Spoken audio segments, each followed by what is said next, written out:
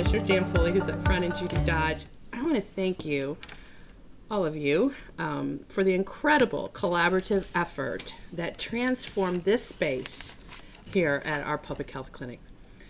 Public Health Dayton and Montgomery County clinics provide essential services for our community and the health of our members.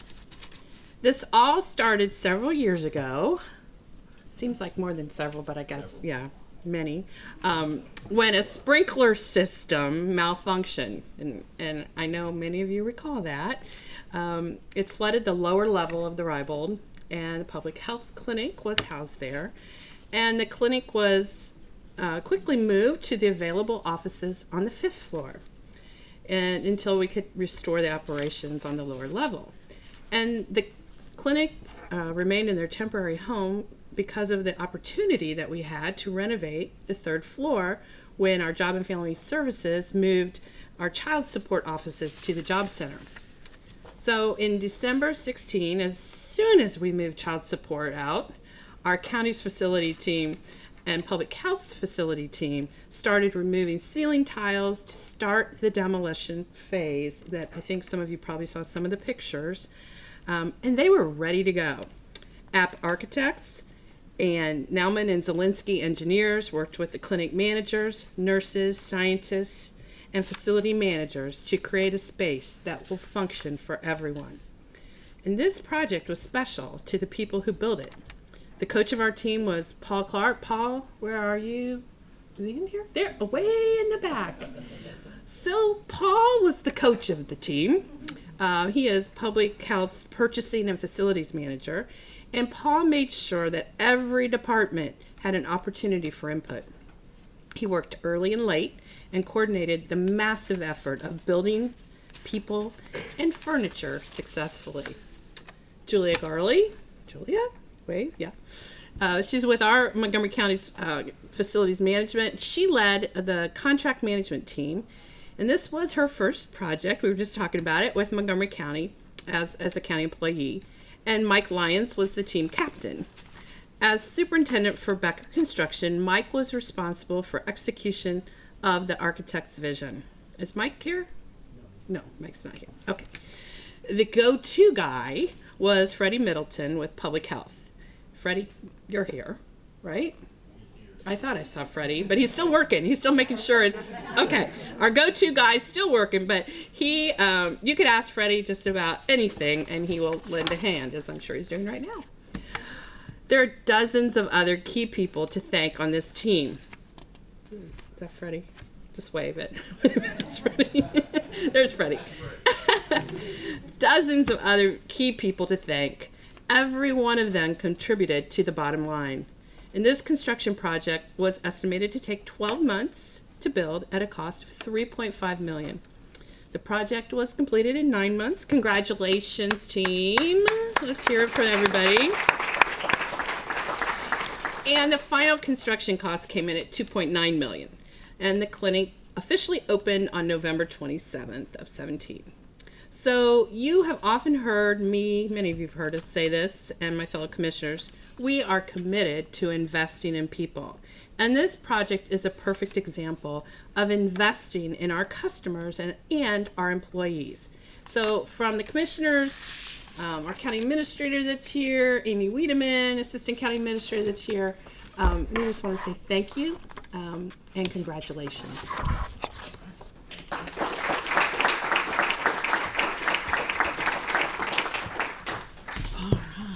Good afternoon, everyone. My name is Jeff Cooper, Montgomery County Health Commissioner here at Public Health Dayton, Montgomery County. Thank you, Commissioner Lieberman, for your comments. I should probably start by thanking our speech writers because it's pretty clear we're going to thank some of the same people. But that's okay. It's really important. I'm pleased to welcome you today to Public Health, and this is really a new era for public health clinic services within Montgomery County. We are proud to be located in downtown Dayton, and we're very excited about offering this one-of-a-kind facility to better serve our community and improve the health of our population. So much about what you hear in terms of public health oftentimes are high priority, high publicity type issues, such as the opioid crisis, infant mortality reduction, and or chronic disease prevention, such as obesity, diabetes, heart disease, cancers, etc. But we can never lose sight of some of our foundational core public health services. And that's what this clinic discussion is about today. So it's about, this facility allows us to focus on one of our core services, which is the prevention and control of communicable disease. We can never lose sight of that. So if you look at the fact sheet that we gave you, we've renovated roughly 33,000 feet of space on this floor. It allows us to better serve clients, better privacy for clients, faster service. Actually, this space and the adjoining space can serve as an emergency clinic in the event that we have to do some quick mass prophylaxis or mass vaccine for individuals in the event of any type of emergency. So there are also more exam rooms that we've added. So again, all of this in an attempt to better serve our clients, better serve this community. 55 employees have been relocated to this floor. Some of them were thinking it would never happen. Some of them were waiting for about 5 years. And I feel bad for those individuals who actually retired before we were able to do this. But in any event, we waited a long time, and now we can experience the fruits of our labors. So on this floor, our sexually transmitted disease clinic, our immunization clinic, our TB clinic, our refugee program, our disease investigation services, our public health laboratory, our home care program, as well as our public information department. So vital public health services for our community. In a moment, we'll ask our medical director, Dr. Michael Doan, to come up and talk a little bit about some of those services. But first, this might be a repeat. I'd like to thank some individuals, some of whom Commissioner Lieberman has already thanked. But first, I'd like to start with our Board of Health. I'd like to express our gratitude as a health department for our Board of Health for their leadership and their commitment to allowing us to renovate this space, commit the resources to do so for a total project budget of roughly $4 million. You've heard several terms or several dollar amounts thrown around, but when you tie in the total from environmental remediation to demolition to construction to all the facilities and furnishings and fixtures, as well as the audio-visual equipment, fair to say we've spent $4 million to better serve this community. Jordan Barnhart, are you? Yes, you are. Our Director of Administration is in the room today. Jordan managed the overall budget process. So thank you, Jordan, for your commitment to this organization and your commitment to this community. Commissioner Lieberman referenced Paul Clark, our Supervisor of Purchasing and Facilities. Tireless efforts from Paul and his team to make sure that this became a reality. And we have special recognition already, and again, for Freddie Middleton, who really was a true champion in a lot of the work that was done to make this a viable public health facility. As you tour today, you'll see the concepts and designs, largely the vision of Marianne Weber, and lead architect, as well as interior designer Charlie Kent from App Architecture located in Inglewood.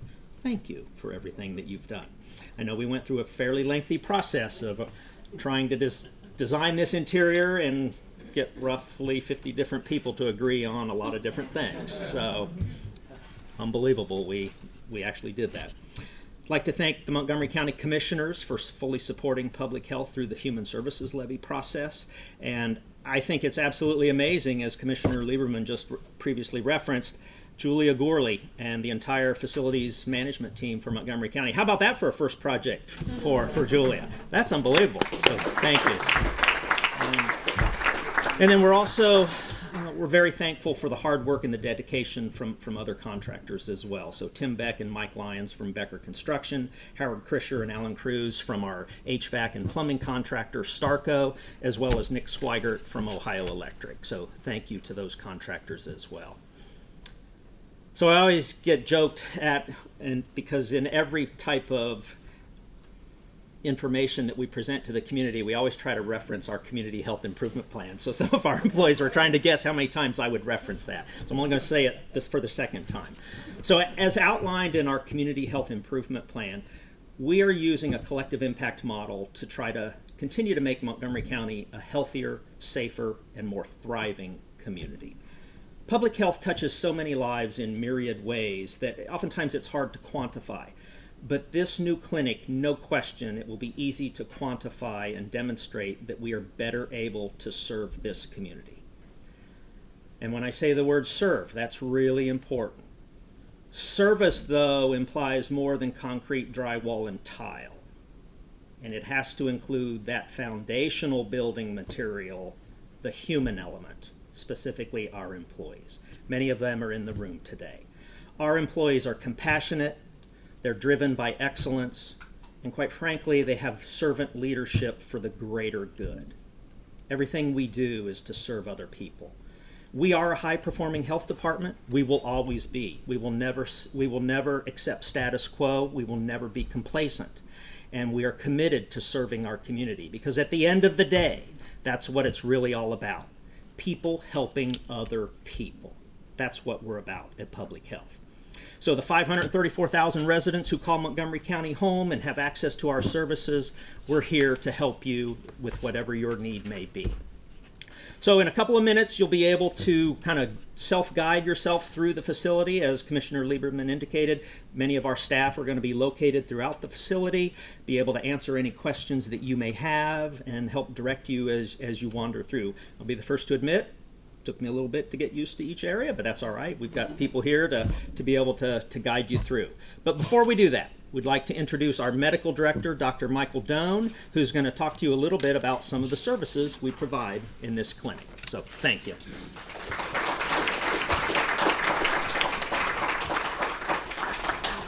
Thank you. Thank you for covering the chip so that I don't feel obligated to do that. My job really is to give a quick outline of the sorts of activities that will occur in the clinic and the major activities that we'll be doing there. The centerpiece really for this floor is the clinical area. The main activities are the clinics for sexually transmitted diseases, immunizations, tuberculosis, and the refugee health services.